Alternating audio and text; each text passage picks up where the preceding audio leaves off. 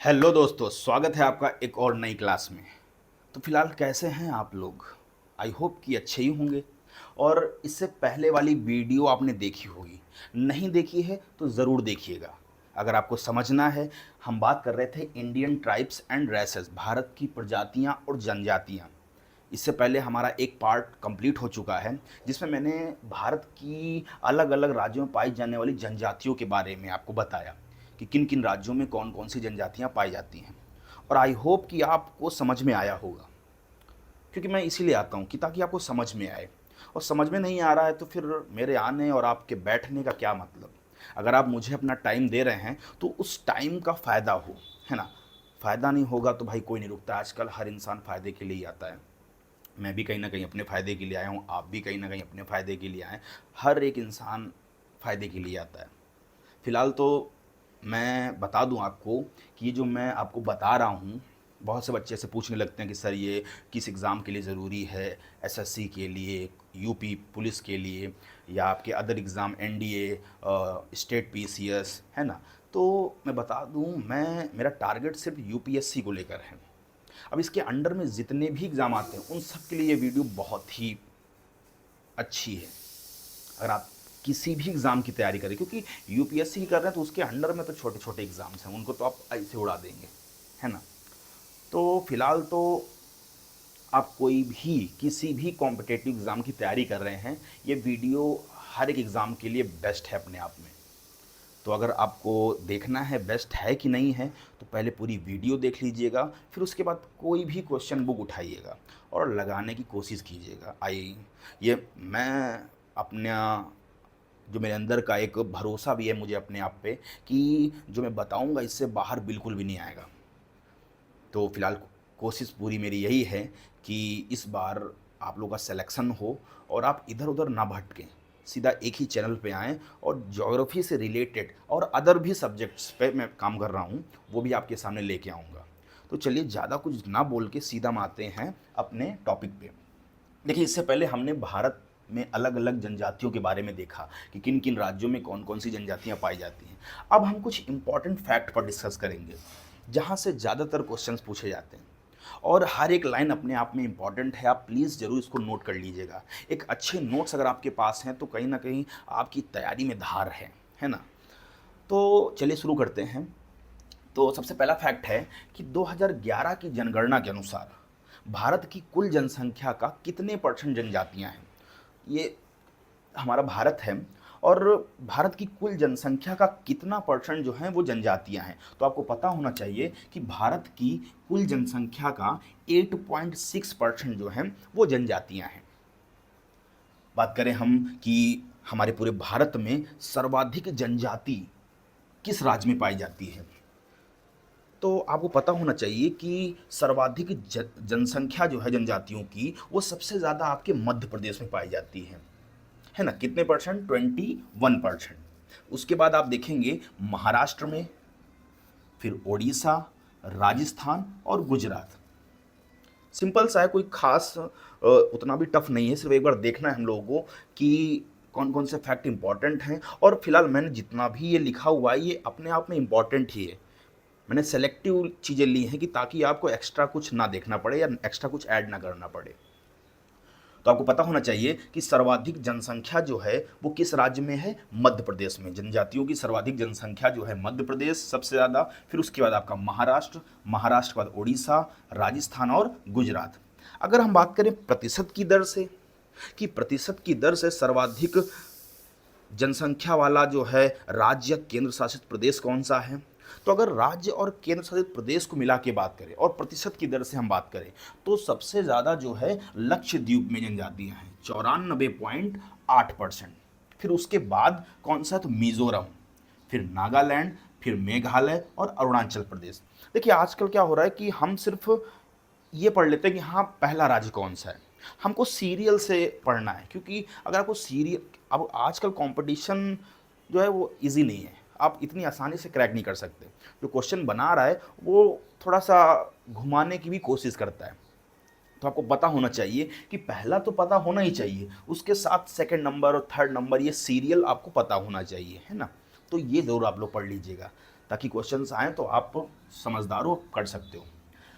फिर हम बात करें कि सबसे न्यूनतम, अच्छा अगर मैं सपोज क्वेश्चन आपसे पूछ लूँ कि प्रतिशत की दर से सर्वाधिक जनसंख्या वाला राज्य कौन सा है जनजातियों का? मैंने राज्य पूछा, ना कि केंद्र शासित प्रदेश पूछा। अगर मैं सिर्फ राज्य पूछूं तो आप देख सकते हैं मिजोरम कितना है, 94.4%। फिर उसके बाद सेकंड नागालैंड, मेघालय और अरुणाचल प्रदेश। अब इसी तरीके से सबसे न्यूनतम जनसंख्या जनजाति वाला कौन सा है राज्य, कि जहां पे जनजातियों की सबसे कम जनसंख्या है, तो वो आपका आप देखेंगे गोवा और उत्तर प्रदेश। न्यूनतम जनसंख्या वाला जो राज्य है वो आपका गोवा और उत्तर प्रदेश है। देखिए मेरी हर एक बात को आप, अगर आपको क्लियरली दिख नहीं रहा है तो आप उसको नोट भी कर सकते हैं, क्योंकि मैं तो क्लियर क्लियर बोल रहा हूँ, आप क्लियर क्लियर सुन भी रहे हैं, तो मैं चाहता हूँ वो क्लियर क्लियर लिख भी लें, है ना, क्योंकि हो सकता है आपको यहाँ पे क्लियर क्लियर ना दिख रहा हो। तो भैया लिखना बहुत ज़रूरी है, मेरी हर एक लाइन अपने आप में इम्पॉर्टेंट है, हर एक चीज़ इम्पॉर्टेंट है। और अगर आप जज्बे जुनून के साथ आए हैं, इस बार सिलेक्शन लेना चाहते हैं, तो ज़रूर अच्छे से पढ़िएगा। थोड़ी देर बैठ जाइए, आप एक बार समझ लीजिए, फिर उसके बाद चले जाना जैसा आपको लगे। मैं किसी को फोर्सली नहीं बैठाना चाह रहा कि हाँ बैठिए मेरी वीडियो देखिए, ऐसा कुछ नहीं। अगर मेरे में कुछ खास होगा, अगर मैं कुछ अच्छा प्रोवाइड कर पा रहा हूँ तो ज़रूर लोग मुझसे जुड़ेंगे। मैं चाह रहा हूँ कि एक बार आप सिर्फ थोड़ा सा देख लें, फिर उसके बाद आप जैसा आप डिसाइड करें, जहाँ जिससे पढ़ना है पढ़ें, फ्री हैं आप। चलिए बात करते हैं अब सर्वाधिक जनजाति जनसंख्या वाला समुदाय कौन सा है। अगर हम भारत में बात करें तो भारत में सर्वाधिक जनजाति जनसंख्या वाला समुदाय कौन सा है, तो वो भील है। कहीं कहीं पर गोंड भी है, अगर ऑप्शन में भील ना हो और गोंड आ जाए तो आप जरूर गोंड को टिक कीजिएगा, लेकिन सबसे ज़्यादा जो है वो आपकी भील है। और भील के बाद आपका गोंड, गोंड के बाद संथाल और संथाल के बाद उरांव। तो ये कुछ सर्वाधिक जनजाति जनसंख्या वाले समुदाय हैं, है ना, पता होना चाहिए। नहीं पता है तो पता कर लीजिए आज। सेकंड बात करें हम कि ये जो जनजाति है, कि किसी भी समुदाय को जनजाति जो अधिघोषित हम कर देते हैं, वो अधिकार किसके पास है? कौन अधिसूचित कर सकता है किसी भी समुदाय को जनजाति वर्ग? तो किसी भी समुदाय को जनजाति समुदाय अधिसूचित करने का जो अधिकार है वो राष्ट्रपति के पास होता है। राष्ट्रपति जिसको चाहेंगे उसको जनजातीय समूह अधिसूचित कर सकते हैं, है ना। हम लोग के हाथ में थोड़ी है कि भाई हम चाहें तो हम जनजाति वर्ग में आ जाएं या किस में, तो वो राष्ट्रपति चाहते हैं, वो देखते हैं, उनके अंदर क्वालिटी देखेंगे, वो उनका रहन सहन, उनकी संस्कृति देखेंगे, उस अकॉर्डिंग उनको जनजाति वर्ग में शामिल करेंगे, है ना। सेकंड हम बात करते हैं कि सर्वाधिक जनजातीय लिंगानुपात, कि सर्वाधिक जनजाति लिंगानुपात वाला राज्य कौन सा है। तो आपको दिख रहा होगा कि सर्वाधिक जनजाति लिंगानुपात वाला जो राज्य है वो गोवा है, और सेकंड सबसे कम जनजातीय लिंगानुपात वाला जो राज्य है वो आपका जम्मू कश्मीर है ना। चलिए बात करते हैं हम बुक्सा जनजाति की। देखिए बुक्सा जनजाति में जो विवाह है, कौन सा विवाह, ये बहुत बार पूछा भी गया है कि बुक्सा जनजाति में कौन सा विवाह प्रचलित है। तो बुक्सा जनजाति में अनुलोम और प्रतिलोम विवाह प्रचलित है। और जो ये बुक्सा जनजाति है ये पतवार राजपूत घराने से है ना। ये सारी चीज़ आप समझते रहिए कि पतवार, हालांकि पतवार अभी बहुत से आप घराने पढ़ेंगे, किराना घराना, लेकिन मैं सब नहीं बताऊंगा। जैसे थारू जनजाति है, ये थारू जनजाति जो है किस घराने से संबंधित है, हम इतना पढ़ लेते हैं। थारू जनजाति जो है दीपावली को शोक पर्व के रूप में मनाती है। भाई साहब ये अब गया, अब ऐसे क्वेश्चंस बहुत कम पूछे जाते हैं। अब पूछा जाएगा कि थारू जनजाति जो है ये किस घराने से संबंधित है, बताइए। पता है आपको तो बहुत बढ़िया तैयारी है, नहीं पता है तो भाई पता कीजिए। तो किरात वंश, हालांकि मैंने बताया भी होगा कहीं पे कि जो थारू जनजाति है वो किरात वंश से संबंधित है। चलिए नहीं बताया तो हम मैं बता दूंगा आगे। हाँ बात करते हैं हम लोग बुक्सा। तो बुक्सा जनजातियों में जो है अनुलोम और प्रतिलोम विवाह प्रचलित है, और ये पतवार राजपूत घराने से संबंधित है। देखिए सबसे पहले जो है ये जो जनजाति का जो क्लासिफिकेशन किया प्रजातियों का, कि भारत में पहले कौन सी प्रजाति आई फिर उसके बाद कौन सी आई, तो एक व्यक्ति थे जिनका नाम है हर्बर्ट रिजले। इन्होंने सबसे पहले भारतीय जनसंख्या में प्रजातियों का विस्तृत वर्णन किया। फिर उसके बाद एक और भाई साहब आ गए। पहले तो आपको याद रखना है हर्बर्ट रिजले ने बताया, ये सबसे पहले आए जिन्होंने भारतीय जनसंख्या में प्रजातियों का विस्तृत वर्णन किया।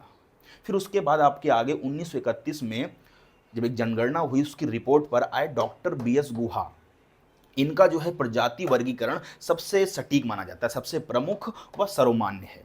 इन्हीं के आधार पे जनजातियों के आने के क्रम के बारे में आगे हम बात करेंगे कि कौन कौन सी प्रजातियां कब कब आई। तो सबसे पहले आपको याद रखना, मैं बोल भी दूं, अगर आपको नोट करना है तो नोट कर लीजिए। सबसे पहले आपकी आई निग्रिटो, जिसको हम निग्रो बोलते हैं, फिर आपकी प्रोटो ऑस्ट्रलाइड, फिर आपकी मंगोलाइड, फिर आपकी भूमध्य सागरी, फिर आपकी जो है सबसे लास्ट में जो जनजाति आई वो आप हमें बताएं, अगर आपने थोड़ी सी स्टडी की है कि सबसे लास्ट में। तो सबसे लास्ट में आने वाली जो प्रजाति है वो है नार्डिक प्रजाति।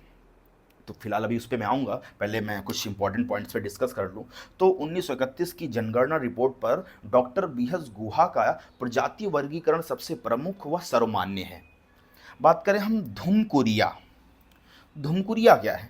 देखिए, धुमकुरिया जो है ये उरांव की एक सामाजिक संस्था है, उसको हम धुमकुरिया बोलते हैं, है ना। ये भी कई बार पूछा गया है और मैं चाहता हूँ कि ये जो मैंने लिखा हुआ है हर एक लाइन आप नोट कर लीजिएगा, ये आपके नोट्स को और बेहतर बनाएगा। और अगर आपने नोट्स बनाए हैं और उसमें जो भी पॉइंट्स छूटे हैं, जो आपको लग रहा है कि हाँ ये पॉइंट कुछ नया है, तो वो भी आप ऐड कर सकते हैं, आपके एग्जाम के लिए और बेहतर होगा। बात करें धुमकुरिया की, तो धुमकुरिया जो है ये ओरांव की सामाजिक संस्था है। और अभी मैं आपसे अगर पूछ लूं कि ओरांव जनजाति किस राज्य में पाई जाती है, तो मुझे कमेंट करके ज़रूर बताएं कि ओरांव जनजाति किस राज्य में पाई जाती है। बात करें भोटिया जनजाति, तो भोटिया जनजाति जो है ये ऋतु प्रवास करने के लिए प्रचलित है। मतलब ये कभी पहाड़ों पे तो कभी मैदानों पे, कभी पहाड़ों पे तो कभी मैदानों पे, ये मौसम के अकॉर्डिंग जो है इधर से उधर भागते रहते हैं। तो आपसे पूछेगा कि भोटिया जनजाति जो है किसके लिए प्रसिद्ध है, तो ऋतु प्रवास के लिए प्रसिद्ध है। साथ ही हम बात करें टोडा की, तो टोडा में कन्यावध प्रथा ज़्यादा प्रचलित है। अभी मैं टोडा पे बात करूंगा खुल के कि कुछ इंपॉर्टेंट जो आपके जनजातियां उनको मैं अच्छे से बताऊंगा। तो अभी तो सिर्फ इतना पढ़ लीजिए कि टोडा जनजाति में कन्यावध प्रथा ज़्यादा प्रचलित है। बात करें जौनसारी और टोडा, तो जौनसारी और टोडा दोनों में बहुपति विवाह प्रचलित है। जो आपकी जौनसारी और टोडा जनजातियां हैं, इन सभी में बहुपति विवाह प्रचलित है। देखिए, दो जनजातियां ऐसी हैं जो, एक तो आपकी टोडा हुई जो कि नीलगिरी पहाड़ी पर रहती है और भैंस पालन करती है। मैंने लिखा भी है यहाँ पे कि जो टोडा जनजाति है वो भैंस पालन करती है। साथ ही आपका गद्दी और बक्करवाल जो कि हिमालय क्षेत्र में पाई जाती है, हिमाचल प्रदेश में, तो ये भेड़ बकरी पालन करती हैं। तो ये दो ऐसी जनजातियां हैं जो पशुपालन का काम करती हैं। एक तो आपकी टोडा जनजाति, दूसरा आपकी गद्दी और बक्करवाल जनजातियां। चलिए, तो बात करें अगर हम जौनसारी और टोडा, तो ये जौनसारी और टोडा दोनों में जो है बहुपति विवाह प्रचलित है। अब बहुपति विवाह का मतलब क्या है? नाम से ही आपको लग रहा है बहुपति, मतलब एक लड़की के बहुत सारे पति, बहुपति। ऐसा तो हमारे यहाँ तो असंभव है, हमारे समाज में तो ऐसा नहीं होता है कि एक इंसान की, सॉरी, एक लड़की की बहुत सारे पति हों। ऐसा क्यों? क्योंकि टोडा जनजाति में होता क्या है, जैसे अभी मैंने बोला कि टोडा जनजाति में कन्यावध प्रथा प्रचलित है। यहाँ की लड़कियों की हत्या कर दी जाती है। अब लड़कियों की हत्या कर दी जाती है, भाई प्रथा होगी अपनी इनकी कोई, तो जिसके कारण इनमें लड़कियों की काफ़ी कमी हो गई है। अब कमी हो गई है तो एक लड़की के साथ बहुत सारे लड़के विवाह करते हैं, इसीलिए इसको हम बोलते हैं बहुपति विवाह प्रथा, है ना। तो भाई सुनने में थोड़ा अजीब लग रहा होगा, लेकिन है, अपना अपना है, क्या कर सकते हैं। चलिए, बात करते हैं हम लोग मुंडा, हो और उरांव। देखिए, मुंडा जनजाति बेसिकली आप जानते हैं कि मुंडा जनजातियों उत्तराखंड में पाई जाती है ना। मुंडा सॉरी, उत्तराखंड नहीं, ये जो मुंडा जनजाति और उरांव हैं, इनमें एक फूलों का त्यौहार होता है। तो मुंडा और हो और उरांव में उस फूलों के त्यौहार को हम लोग बोलते हैं सरहुल, फागु और भागे। तीन त्यौहार हैं, हालांकि सब लोग तो सरहुल पढ़ते हैं, मैं तीनों बता रहा हूँ कि मुंडा, उरांव और आपके हो में फूलों का त्यौहार, काफ़ी प्रचलित त्यौहार मनाया जाता है, फूलों का त्यौहार। और उस फूलों के त्यौहारों को हम बोलते हैं सरहुल। सरहुल आपका एक फूलों का त्यौहार है, फागु भी एक फूलों का त्यौहार है, और भागे, ये तीनों जो हैं फूलों के त्यौहार है। और इनको मनाता कौन है? मुंडा, हो और उरांव जनजातियाँ, है ना। ये आप जानते हैं कि कब मनाया जाता है? जब बसंत ऋतु का आगमन होता है तब इस त्यौहार को मनाया जाता है। चलिए बढ़ते हैं अगले फैक्ट पे थारू, अभी मैंने इस पे बात भी किया कि थारू जनजाति जो है बहुत बार पूछा गया है, लेकिन मुझे नहीं लगता कि अब ये इतना ज़्यादा इम्पोर्टेंट है। अब तो आपको पढ़ना है कि थारू जनजाति किस वंश से संबंधित है, तो किरात वंश से। थारू जनजाति में संयुक्त परिवार प्रथा प्रचलित है, कि मतलब ये लोग एक साथ रहना ज़्यादा पसंद करते हैं, परिवार से अलग नहीं रहना पसंद करते। तो अब नोट कर लीजिएगा कि थारू जनजातियों में दीपावली को शोक पर्व के रूप में मनाते हैं और इनमें संयुक्त परिवार प्रथा प्रचलित है। हाँ, मैंने लिखा भी है कि थारू जो है ये किरात वंश से संबंधित है। आई होप कि आपको कुछ समझ में आ ही रहा होगा, और अगर आप ध्यान से देखेंगे तो ज़रूर आपको समझ में आएगा कि मैं क्या क्या चीज़ें आपको बता रहा हूँ, और मैं अपने आप में आपको बेस्ट देने की कोशिश कर रहा हूँ कि सिलेक्शन लो यार, बहुत हो गया अब, कब तक वेट करेंगे हम। मौका है, दस्तूर भी है, उठाओ हथौड़ा और मार दो, क्योंकि पुलिस की वैकेंसी आ चुकी है। ऐसा ही बनना है आपको, तो ऐसा ही बनना है तो अब लग जाओ यार।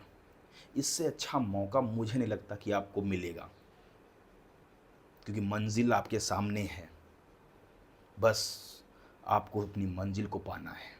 बहुत से लोग पाने के लिए हो सकता है आपके ऊपर चढ़ के भागी, लेकिन मैं नहीं चाहता आप इतना मजबूत बन जाओ कि आपको कोई चढ़ के आपके ऊपर से जा ही ना पाए। आप रेस में सबसे आगे रहो, और उसके लिए आपको बेटर से बेटर पढ़ना होगा, वरना एक से एक बच्चे हैं जो लगे हुए हैं। आज अगर आप बैठे हैं तो उसकी जगह पे कोई पढ़ भी रहा है, क्योंकि उसको सिलेक्शन लेना है। उसके अंदर एक जुनून, एक पागलपन है कि मुझे सब इंस्पेक्टर बनना है, मुझे वो 2 सितारे चाहिए कंधों पर, जिसके लिए मैं रात रात जाग रहा हूँ, उन सितारों के लिए। तो ज़रूर मिलेगा यार, हर एक चीज़ पॉसिबल है। आप सोचो तो सही, आप उस तरीके से काम तो करो। जब हम काम ही नहीं कर पा रहे उस तरीके से और सोच रहे हैं हमको सितारे मिले, तो कैसे मिलेंगे? आपसे भी काबिल लोग पड़े हुए हैं। तो पहले हम खुद ही उतना परफेक्ट हो जाएं कि हमको लगे कि अब मैं डिज़र्व करता हूँ कि हाँ, ये सितारे मेरे लिए ही हैं, है ना? तो लगे रहिए, अच्छे से मेहनत करना, और सिलेक्शन होगा इस बार। अगर आपने मेहनत की है तो आप बिल्कुल आप ना घबराएं कि सिलेक्शन नहीं होगा। अपने पे विश्वास रखें, विश्वास सबसे बड़ी चीज़ होती है, खुद पर विश्वास। चलिए बात करते हैं हम कि जनजातियों में जो धार्मिक पुरुष होते हैं, जिनको हम पुजारी भी वैसे बोल सकते हैं, तो जनजातियों में धार्मिक पुरुष को पाहन कहा जाता है। क्या कहते हैं हम लोग? पाहन कहते हैं कि जो भी वहाँ के धार्मिक पुरुष या पुजारी हैं तो उनको हम पाहन बोलते हैं। अपना है भाई, पाहन बोलते हैं, हम लोग तो पुजारी ही बोल देते हैं। आइए पुजारी जी बैठिए, तो ये लोग भाई बोलते होंगे पाहन, पाहन आओ, पाहन बैठो, है ना? तो ऐसे कुछ होगा। अब बात करें हम संथाल। देखिए संथालों में जो विवाह है, तो संथालों के विवाह को हम लोग बोपल नाम से जाना जाता है। जो संथालों में विवाह होता है उसको बोपल नाम से जानते हैं। यार ऐसा अजीबो गरीब नाम, पता नहीं कैसा क्या है, लेकिन बट है तो है, पढ़ना पड़ता है। तो याद रखिएगा कि संथालों में जो विवाह है उसको बोपल नाम से जानते हैं। बात करें देश में SC ST की कुल जनसंख्या जो है वो 25.2% है। SC ST जो है वो आपकी 25.2% है, जिसमें SC आपका 16.6% और ST आपका 8.6% है।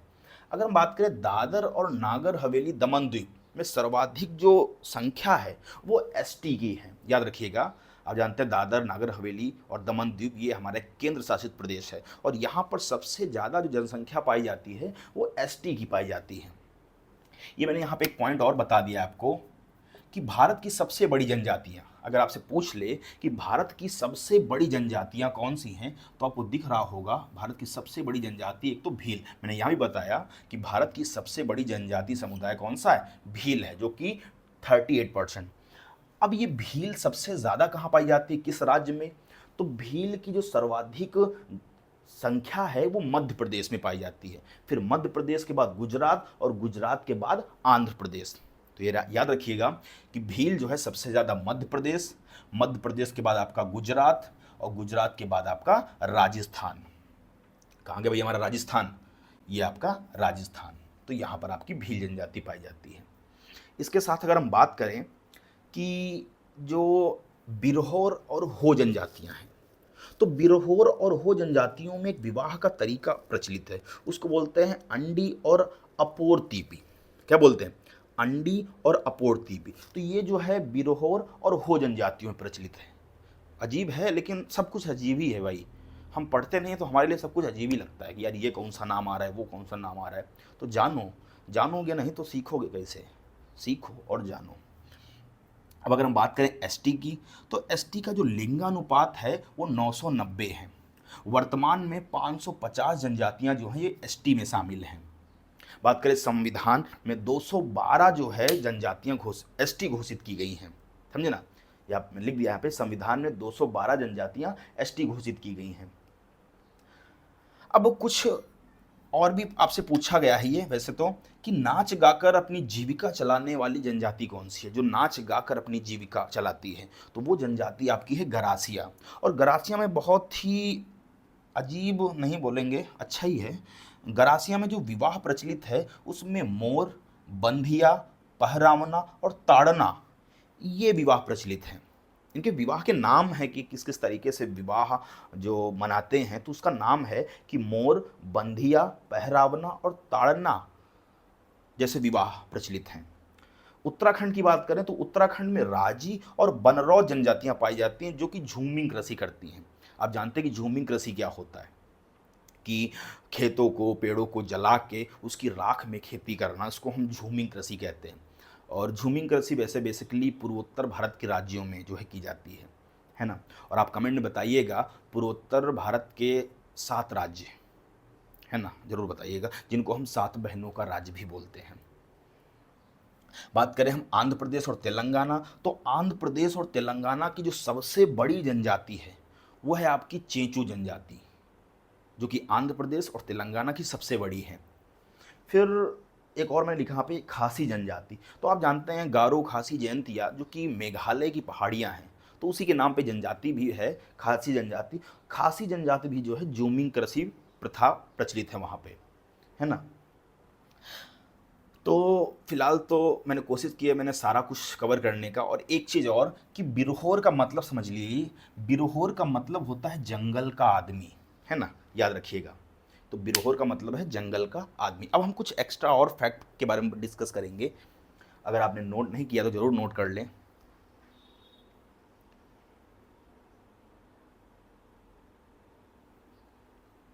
चलिए अब हम डिस्कस करेंगे, क्योंकि आज ये 2 ही लेक्चर में ख़त्म करना है, ज़्यादा हमको एक्सटेंड नहीं करना कि बस खींचते रहो खींचते रहो।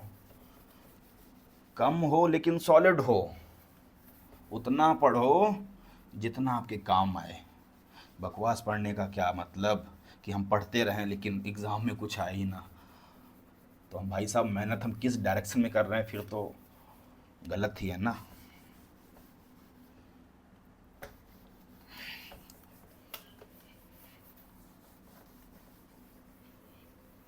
चलिए अब हम बात करने जा रहे हैं टोडा जनजाति की।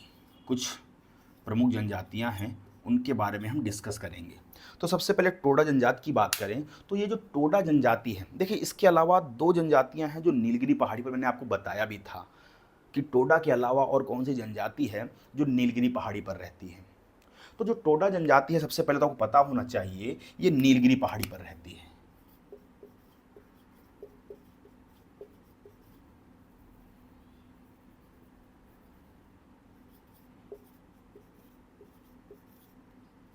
नीलगिरी पहाड़ी पर रहती है। अब टोडा जनजातियों में मैंने अभी बोला कि टोडा जनजातियों में जो है कन्यावध प्रथा प्रचलित, काफ़ी ज़्यादा कन्यावध प्रथा प्रचलित है। सॉरी, अब ये कन्यावध प्रथा क्या है? देखिए कन्यावध प्रथा की अगर हम बात करें तो यहाँ पे लड़कियों की, कन्याओं की हत्या कर दी जाती है, जिसको हम कन्यावध प्रथा बोलते हैं। अब कन्यावध प्रथा के कारण यहाँ पे लड़कियों की जो संख्या है वो कम हो गई। अब लड़कियों की संख्या कम हो गई तो एक लड़की को बहुत सारे लड़कों से विवाह करना पड़ता है, तो इसको बोलते हैं बहुपति विवाह प्रथा। और बहुपति विवाह प्रथा जो है, अब इसमें लड़के क्या, जैसे सपोज को आपके 5 भाई, आपके नहीं, मान लो कोई लड़का है उसके 5 भाई हैं, अब उस 5 भाई सभी के साथ उस लड़की का विवाह किया जा रहा हो, मतलब भाइयों की एक ही पत्नी, इसको बोलते हैं भ्रातृक बहुपति विवाह प्रथा, मतलब भाइयों की एक पत्नी।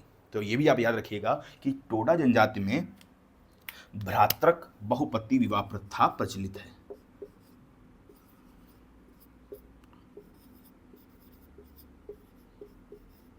थी विवाह प्रथा।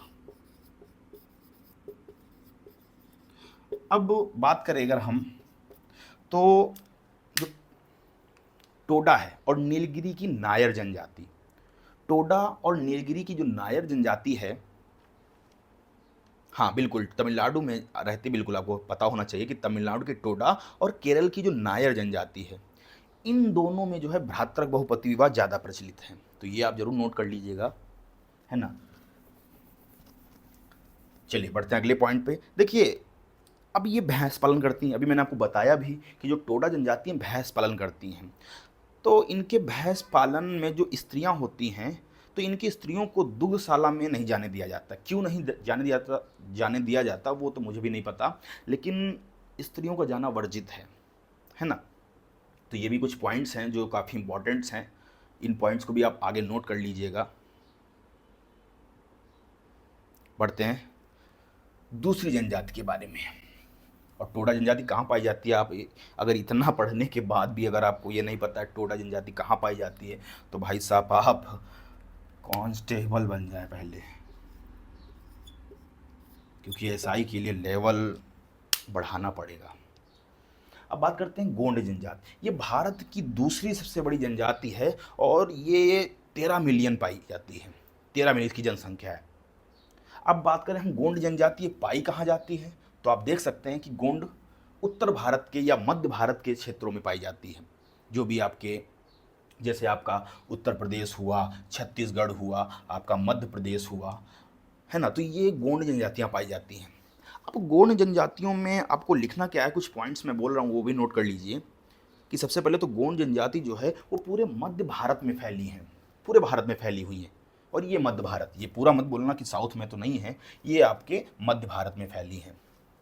अब इन जनजातियों में होता क्या है कि, हाँ बिल्कुल, या मुख्य रूप से, हाँ झारखंड में पाई जाती, करेक्ट है कि ये जो मेन पाई जाती हैं वो झारखंड में, मैंने लिखा भी है कि मुख्य रूप से जो गोंड है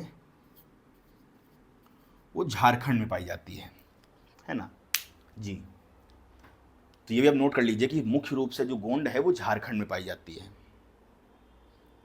और ये पश्चिम में महाराष्ट्र से लेकर पूर्व में उड़ीसा तक फैली हुई हैं। यहाँ से अगर हम बात करें, पश्चिम में महाराष्ट्र से लेकर ये उड़ीसा तक फैली हुई हैं।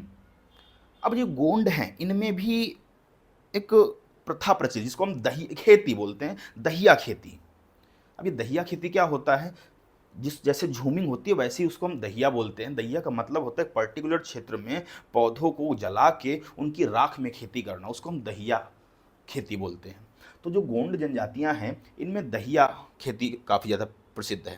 और ये करते कौन हैं, जो पेशे से खेतिहर होते हैं वो परंपरा से दहिया खेती करते हैं। चलिए बढ़ते हैं अगली जनजाति पे। तो गोंड पे इतना ही रखिए, ज़्यादा नहीं लिखना है आपको।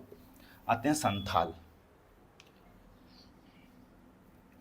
संथाल, बात करें संथाल जनजाति की, तो देखिए संथाल जनजाति जो है ये मुख्य रूप से झारखंड में ही पाई जाती है। आप देख सकते हैं यहाँ मैंने बताया भी था कि झारखंड में कौन कौन सी जनजातियाँ पाई जाती हैं, संथाल, मुंडा, गोंड, बिरहोर, हो, ये सभी जो हैं आपके झारखंड में पाई जाती हैं। तो जो संथाल जनजाति है, हाँ जी जी, इसमें भी कुछ पॉइंट्स हैं, पॉइंट वाइज आप लिखिएगा कि संथाल जनजाति जो है मुख्य रूप से झारखंड में और पश्चिम बंगाल में पाई जाती है। और ये जो झारखंड की सबसे बड़ी जनजाति मानी जाती है। अगर आपसे पूछ ले कि झारखंड की सबसे बड़ी जनजाति कौन सी है, तो वो आपकी संथाल ही है ना।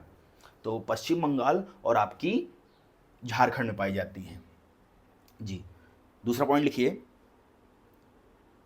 ये जो हैं वैसे बेसिकली नाटे कद के होते हैं और इनकी जो नाक होती है वो चपटी चौड़ी होती है ना, बहुत ही छोटे छोटे होते हैं। और नाक मतलब देखने में थोड़ा अजीब व गरीब लगते हैं, लेकिन ठीक है। हाँ, और इनकी जो लिपि होती है, इनकी जो लिपि होती है वो, उस लिपि को हम बोलते हैं ओला चिकी। ये इनकी लिपि है, इस लिपि को बोलते हैं ओला चिकी। याद रखिएगा, ये काफ़ी इंपॉर्टेंट रहेगा वैसे तो।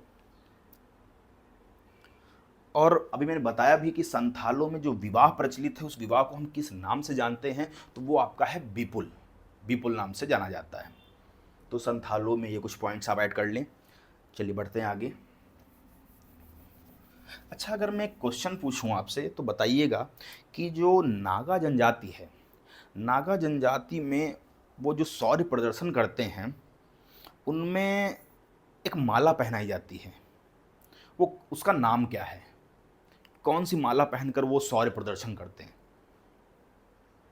नागा जनजाति जो नागालैंड में पाई जाती है। चलिए बढ़ते हैं। वैसे अगली जनजाति हमारी है मुंडा जी, सबसे इंपॉर्टेंट है मुंडा जनजाति। तो मुंडा जनजाति जो है, मुंडा ये झारखंड के छोटा नागपुर क्षेत्र में पाई जाती है। और मुंडा जनजाति में एक चीज़ है कि ये जांग टोपा जो एक त्यौहार है, जांग टोपा, ये काफ़ी ज़्यादा इसमें प्रचलित है।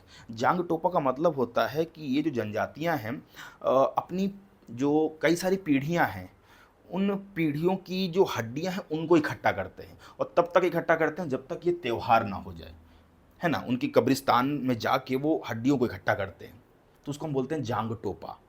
तो जो आपकी मुंडा जनजाति है, इनमें जांग टोपा जो है त्यौहार काफ़ी ज़्यादा प्रचलित है। समझ लेना कि जांग टोपा क्या होता है भैया, कि ये अपने कई पीढ़ियों के जो पूर्वज होते हैं उनकी हड्डियों, जी जी, उनकी हड्डियों को, हाँ, मिट्टी के बर्तन में इकट्ठा करते रहते हैं जब तक कौन सा कब्रिस्तान, हाँ, कब्रिस्तान समारोह ना हो जाए। करेक्ट है। तो इसी कब्रिस्तान को ही ये जांग टोपा कहते हैं। बिल्कुल। चलिए बढ़ते हैं आगे। कुछ इंपॉर्टेंट पॉइंट्स हैं वो आप लिखते रहिएगा। सेकंड आप आ जाइए बैगा, बैगा जनजाति। तो बैगा जनजाति में क्या होता है कि जो बैगा जनजाति है ये स्थानांतरित कृषि करते हैं, और इनमें बांस इनका जो है प्रचलित संसाधन होता है, और इनको टैटू बनवाना ज़्यादा पसंद है, कि ये हर जगह टैटू बनवाते रहते हैं, है ना जी। तो ये अभी आप नोट कर लीजिए।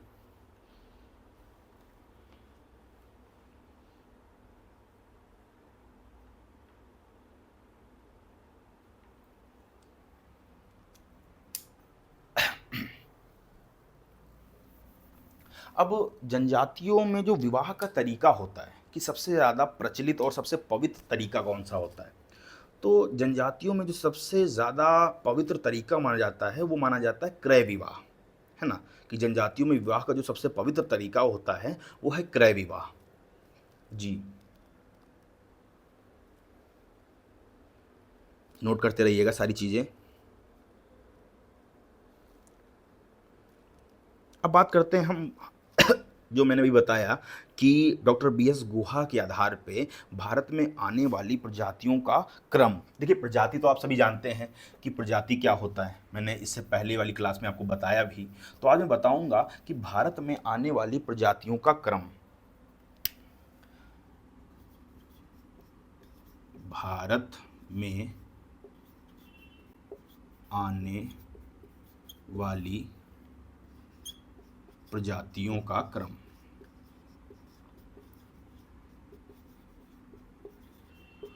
तो सबसे पहले आपको पता होना चाहिए, सबसे पहले भारत में आई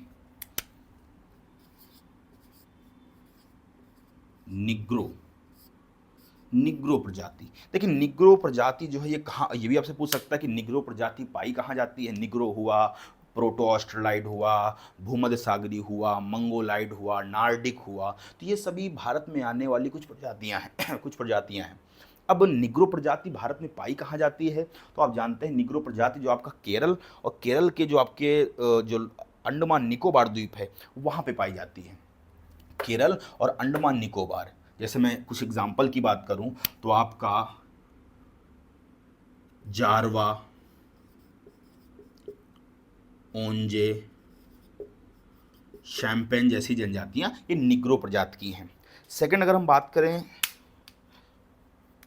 दूसरी जनजाति, तो वो है प्रोटो ऑस्ट्रेलाइड।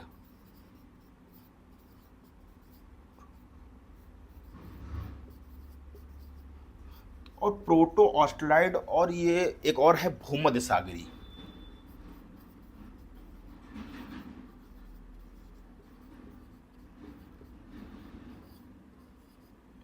भूमध्य सागरी। देखिए प्रोटो ऑस्ट्रेलाइड और भूमध्य सागरी जो है ये बेसिकली अगर हम बात करें तो हड़प्पा सभ्यता की निर्माता थी, है ना, और भारत के मध्य भाग में रहती हैं जी बिल्कुल।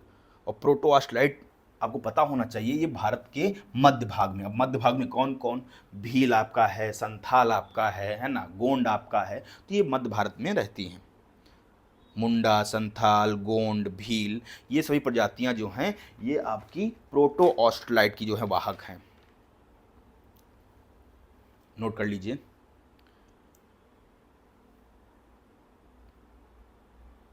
अब बात करें हम भूमध्य सागरी की, तो भूमध्य सागरी जो है ये पूरे उत्तर भारत में प्रचलित है, ये पूरे उत्तर भारत में पाई जाती हैं। तीसरा वैसे लिख दिया मैंने यहाँ पे। अब तीसरा आ जाओ जो सबसे इंपॉर्टेंट है, मंगोलैड।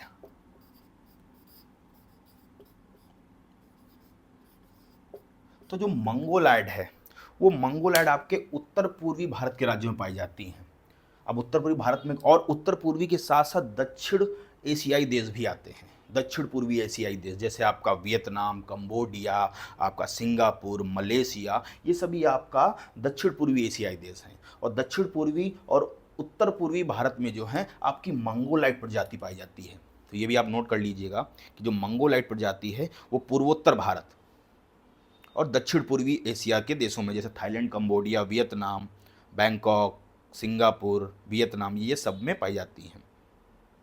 और लास्ट आपका आता है नार्डिक।